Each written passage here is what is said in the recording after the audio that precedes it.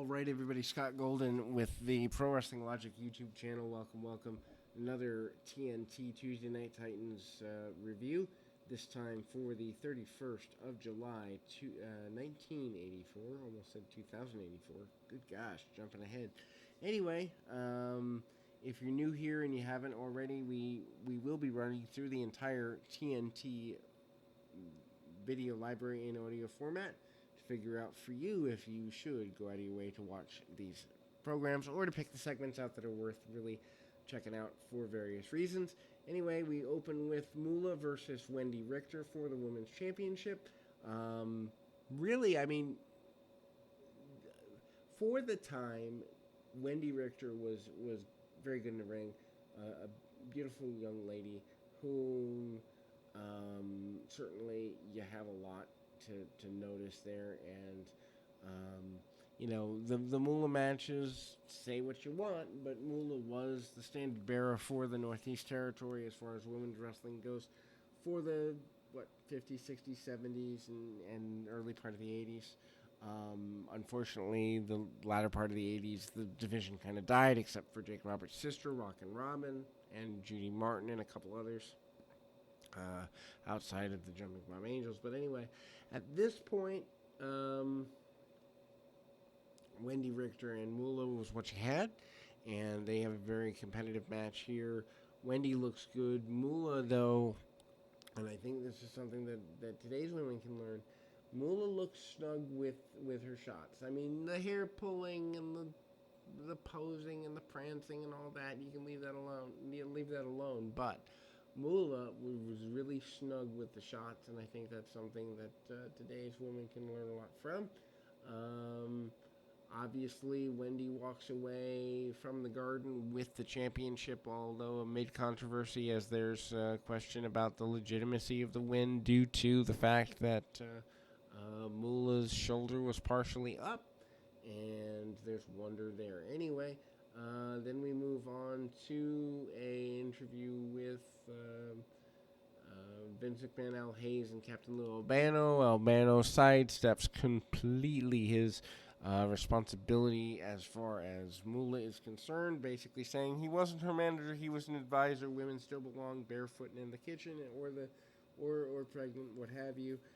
Obviously, that's not wouldn't fly today, but at the time it flew perfectly fine. Captain Lou really shows that he has a lot of interesting viewpoints from a heel perspective, and carries on, manager of, I think he, at this point, 14 or 15 tag team champions. He's gross, he's obscene, he's obnoxious, he's everything that people liked about managers at the time, and he shirks all responsibility, and I think managers and heels in this way could learn a lot from Lou in the sense of, hey, I'm a heel. It's not my responsibility. It's not my deal.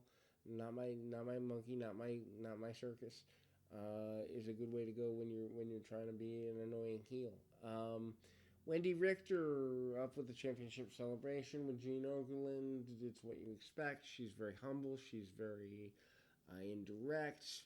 What I mean by indirect is she's trying to shirk how big a thing this is, but still saying she's a big fan of women's liberation, which, if you put it in the context of 1984, the women's movement, maybe they're a little bit behind, but for athletes at the time, this was a big deal.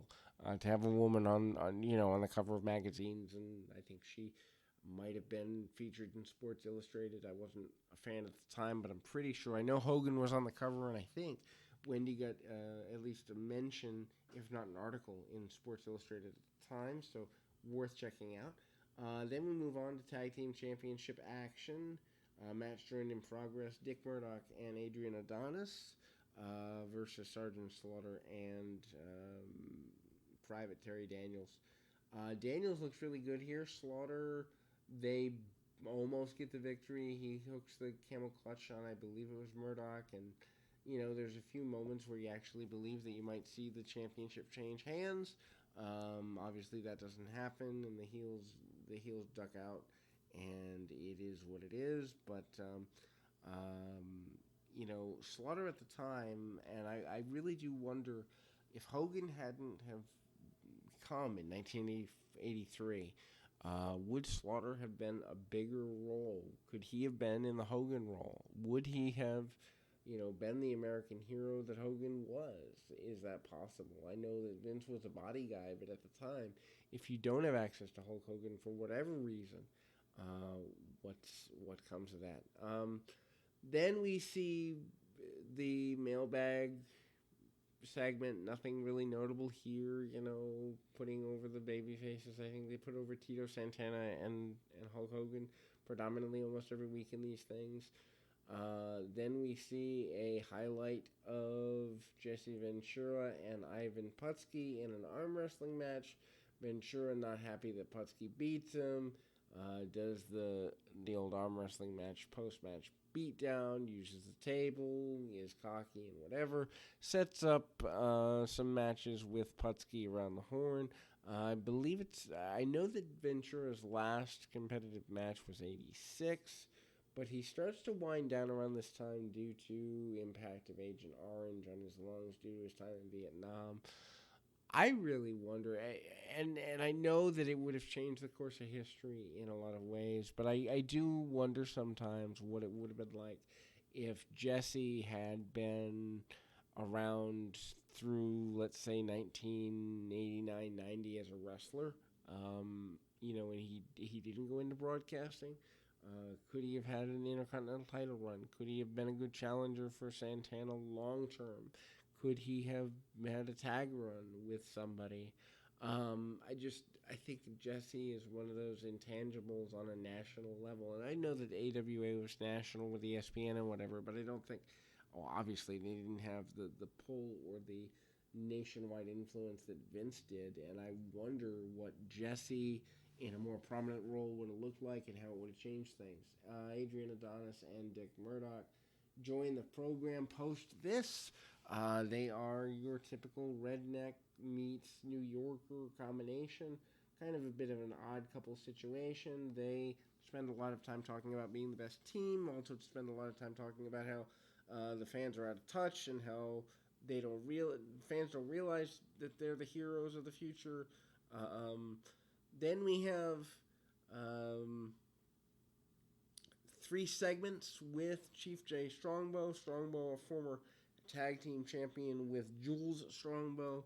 I think this had already happened. Maybe they actually defeat Adonis and Murdoch for the championships. I know that the Strongbows were champions. I just don't remember the chronology on that.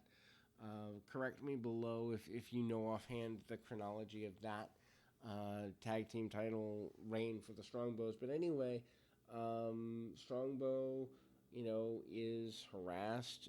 The tag team champions bring a truck into the studio. They try and block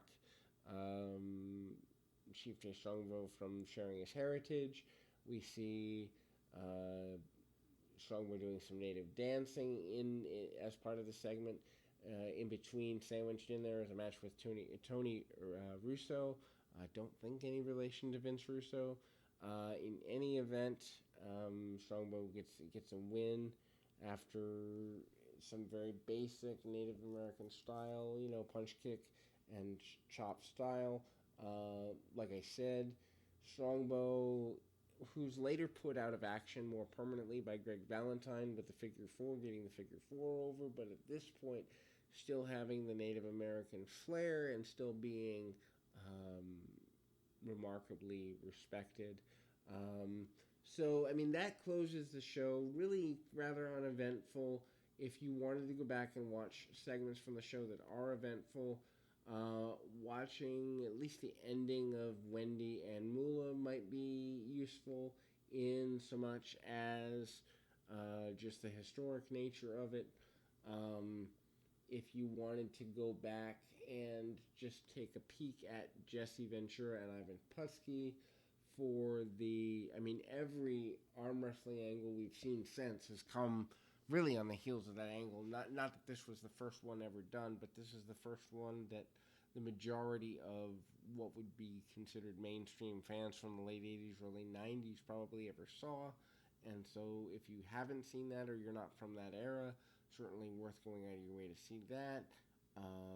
Other than that, a really uneventful show. We will have several more of these uploaded today, and like I said, we're going to switch to the, I guess, 60-minute format because the run time's anywhere from 39 to 45 minutes after the first of 85. So we're going to go through these really quickly. We will have the entire library except for the one episode that's not on the network. I think it's week 20 or 21 up for you probably by the end of May. That's my goal anyway. But if there's something else you want to see, please comment, like, subscribe, all that good stuff. Until next time, keep your feet on the ground, your mind in the moment. Until next time, everybody.